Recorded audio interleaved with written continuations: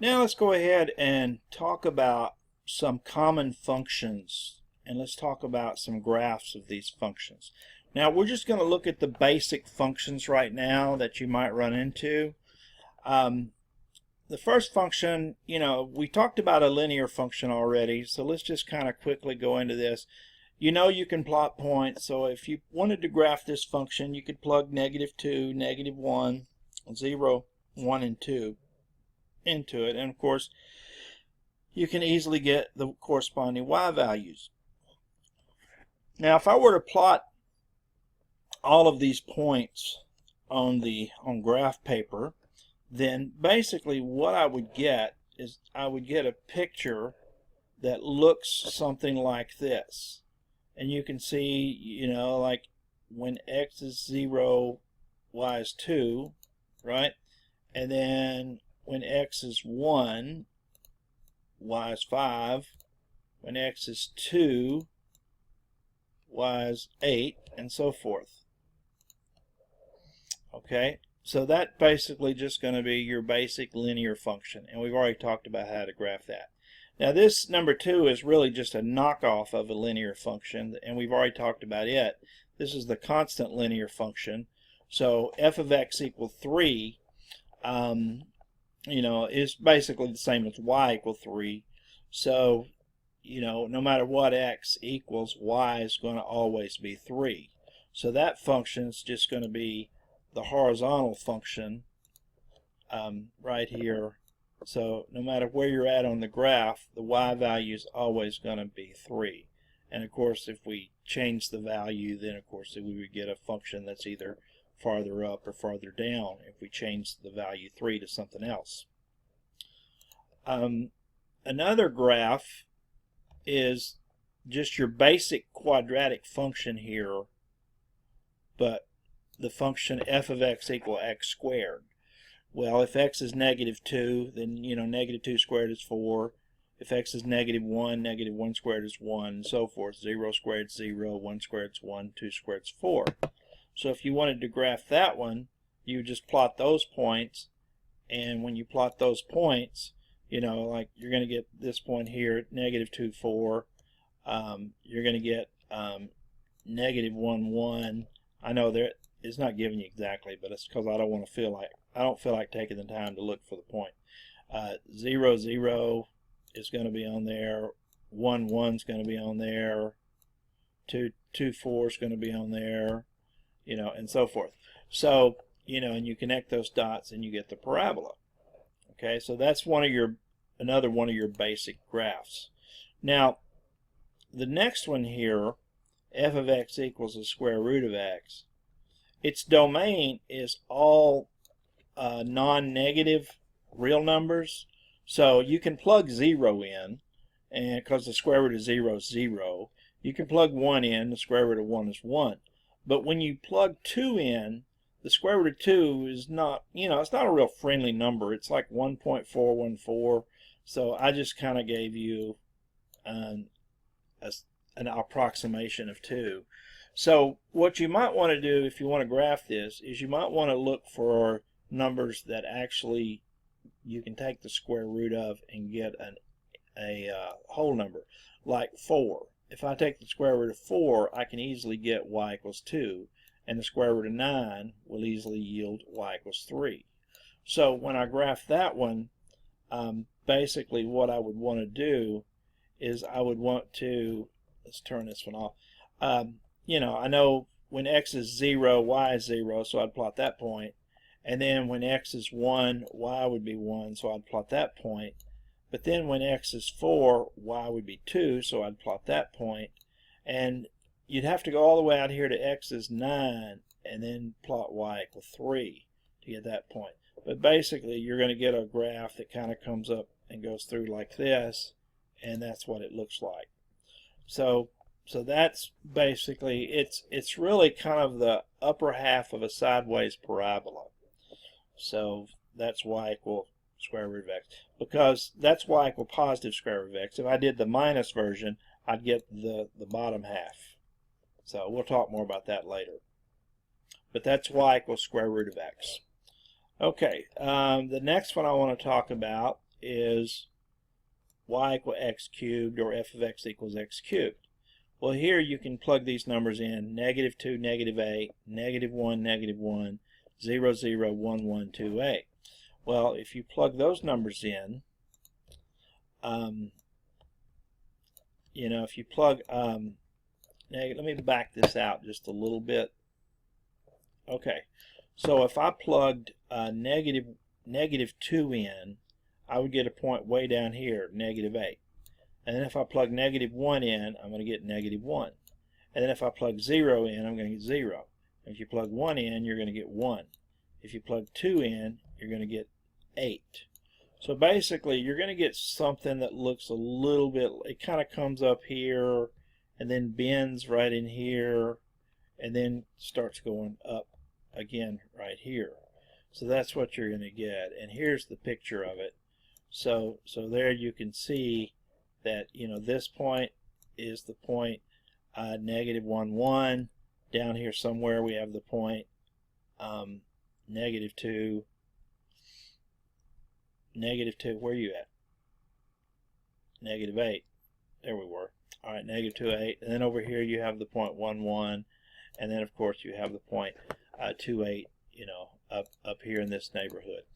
Okay, so that's y equal x cubed. Now, y equal cube root of x is kind of like the square root of x. You want to choose numbers that will give you nice numbers. So I chose -8 because I can find the cube root of -8 easily. The cube root of -8 is, you know, -2. And then I didn't choose any numbers between -8 and -1 because, you know, I have to get a calculator. So I'm just going to go ahead and go straight to -1. I can take the cube root of -1, which is -1. And then the cube root of 0 is 0. And the cube root of 1 is 1. And the cube root of 8 is 2. So if I wanted to put those numbers in there, then one thing you could do if you wanted to is I could do this if I wanted to take time on all of them, but like -8, -2, that's one of the graphs. -8, -2. Let's see. Oh, I got to turn it on.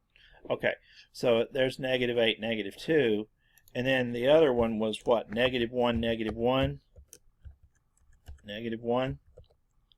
So there's that one. And then you had 0, 0. Okay, and then you have 1, 1. And then finally you had 8, 2. Okay, so if you look at these points, you kind of go from here, and then you bend up here, and then you kind of level off toward here. Well, that's y equal x cubed. So cube root of x. So that's y equal cube root of x, which is, so that's what that graph will look like. Y equal cube root of x. Looks like that. Okay.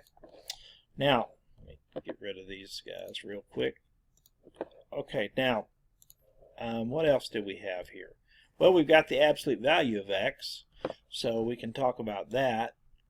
F of x equals the absolute value of x. So that would be if x is -2, the absolute value of -2 is 2. If x is -1, the absolute value is 1. If x is 0, the absolute value is 0, and so forth. So if you plotted those points, basically you would get this graph. Because see, you would have like you'd have, and you could go over here, like if x is -5, y is 5. If x is -4, y is 4. If x is -3, y is 3, and so forth. And then when you get over here, when x is 1, y is 1. When x is 2, y is 2. When x is 3, y is 3, and so forth.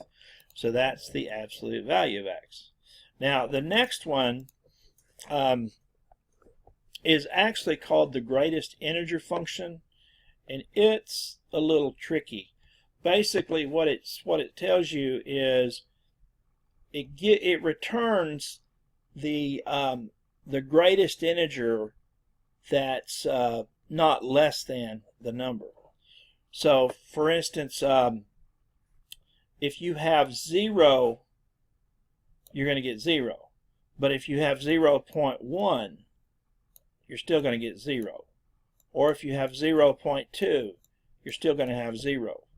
And it's going to do that up until you get to, even if you have 0.9, you're still going to get 0. So basically what I'm saying here is you have 0 point anything, you're going to get 0.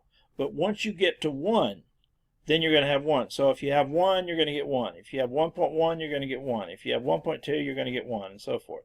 And then until you get to 2, and then 2. So it kind of jumps. It jumps when you go from one integer to the next integer. Okay. Now this particular program that I'm using, I had to kind of look for it. They call it the floor function.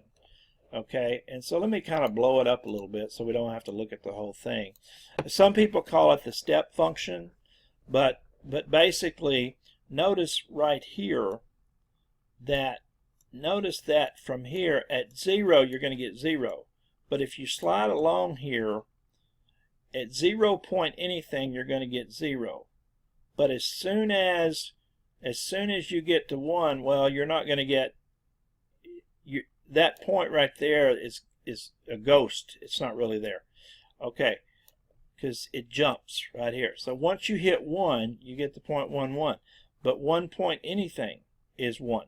1 point anything is 1. And then once you get to 2, it jumps to 2, and so forth. So, and also, you know, back here it jumps as well. So anyway, this is called the greatest integer function. On your calculator it uses int, but here they call it the floor function. But anyway, let's not spend a whole lot of time on that. Okay, this is the reciprocal function, 1 over x. So basically whatever value of x you put in, it's going to give you the reciprocal. And this has domain everything except 0. So you can see that as x gets large, the y values get smaller, and as x gets smaller, the y values get bigger. And of course, you know, same thing happens on this side for negative values. So you can, you know, I didn't put any negative numbers into the table, but you could put negative numbers like when x is -1, y would be -1. When x is -2, y is -1/2. When x is -3, y is -1/3, and so forth. So you could plot those points, but that's what that graph looks like. And then you have the identity function. Now actually this is just a special case of a linear function, but it does have a name. It's called the identity function. And the reason it's called the identity function because whatever x is, y is going to return its identity. So if x is 1, y is 1.